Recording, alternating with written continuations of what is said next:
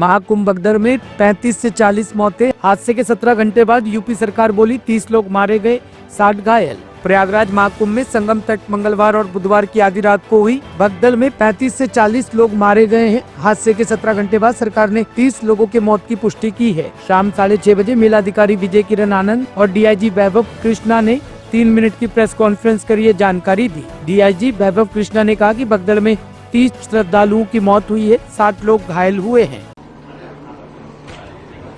देखिए, आज महाकुंभ प्रयागराज में मौनी अमावस्या का मुख्य स्नान पर्व था 29 जनवरी 2025 को।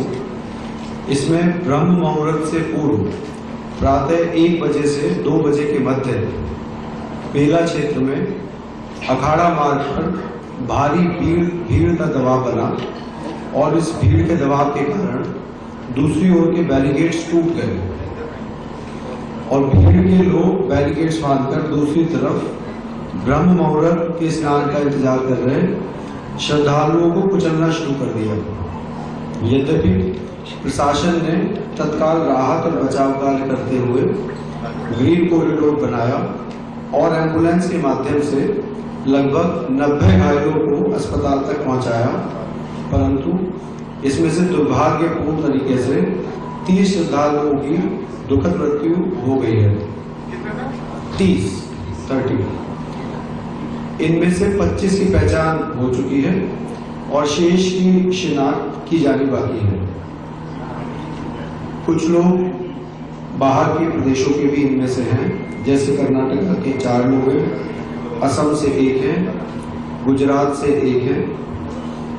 कुछ घायलों को परिवार के सदस्यों को लेकर चले गए हैं तथा 36 घायलों का इलाज स्थानीय मेडिकल कॉलेज में चल रहा है। श्रद्धालुओं की सुविधा के लिए मेला प्रशासन द्वारा हेल्पलाइन नंबर 1920 जारी किया गया है, जिस पर यदि कोई व्यक्ति गायब है तो उसके संबंध में जानकारी प्राप्त की जा सकती है। इस समय स्थिति सामान्य है। माननीय मुख्यमंत्री जी द्वारा सभी पूज्य महामंडलेश्वरों, संतों एवं अखाड़ों से वार्ता कर आग्रह किया गया है और सभी इस अमृत स्नान के भागीदार बने। सभी पूज्य शंकराचार्य, पूज्य आचार्य महामंडलेश्वर एवं अखाड़ों के द्वारा श्रद्धालुओं की सुविधा का ध्यान रखते हुए कुछ विलंब से अमृत स्नान आज किया गया, जो कि आज सकुशल संपन्न कराया गया। हरियाणा के मुख्यमंत्री नायब सिंह सैनी का केजरीवाल पर पलटवार, कार दिल्ली को सही पानी दे रहे हैं। हरियाणा के मुख्यमंत्री नायब सिंह सैनी ने अरविंद केजरीवाल के आरोपों पर पलटवार किया है। उन्होंने कहा कि अरविंद केजरीवाल द्वारा अपने राजनीतिक लाभ के लिए दिया गया बयान दुर्भाग्यपूर्ण है। आज पवित्र यमुना मां के चरणों में आया हूं और इसके जल का आचमन भी किया। केजरीवाल के यमुना जल में जहर मिलाने के आरोप पर सैनी ने कहा कि कल ही जल संसाधन प्राधिकरण ने यहां से सैंपल लिए हैं, जिनमें किसी भी प्रकार का जहर नहीं मिला है। यमुना माता के चरणों में यहाँ पर आया हूँ। आप देख भी रहे हैं, मैंने यहाँ पर पानी का, महा यमुना के उस पानी का आचमन भी किया है।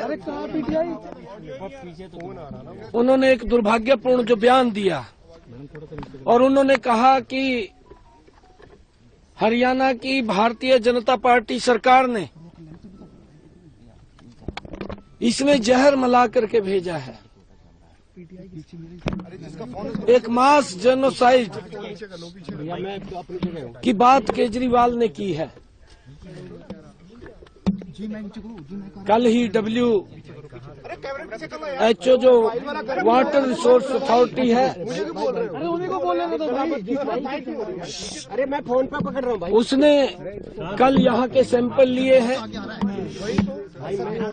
जो पानी के सैंपल थे उसमें कहीं कोई जहर की मात्रा नहीं है।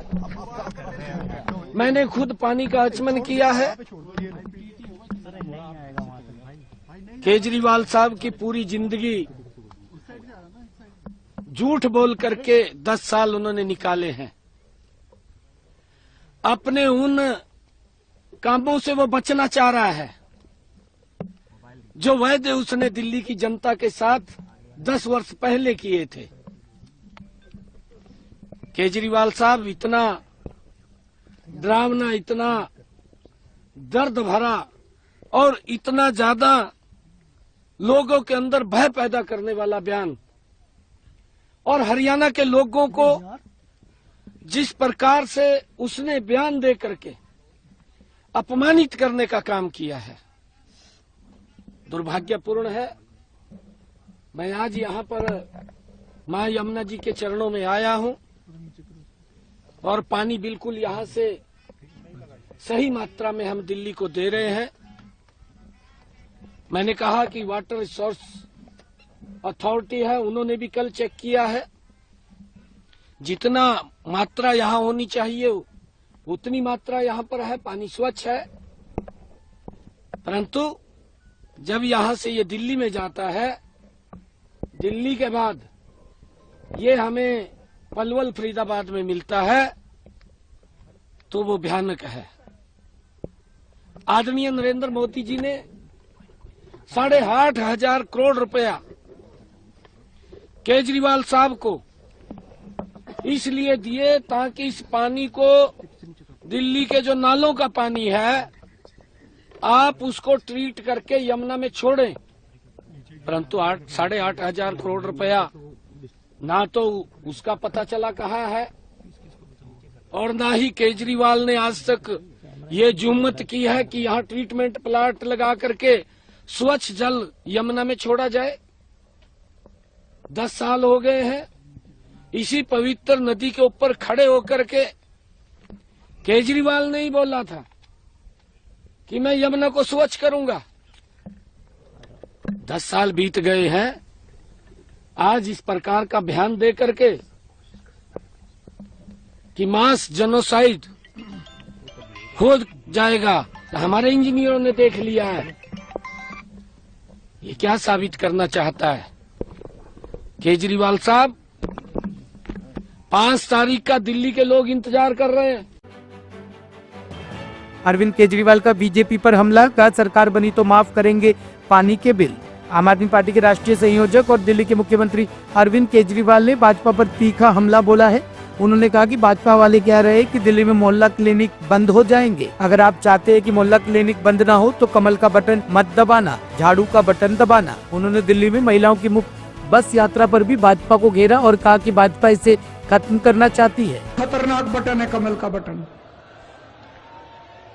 अगर कमल का बटन दब गया, सारे सरकारी स्कूल फिर खराब हो जाएंगे, बड़ी मुश्किल से ठीक करे हैं।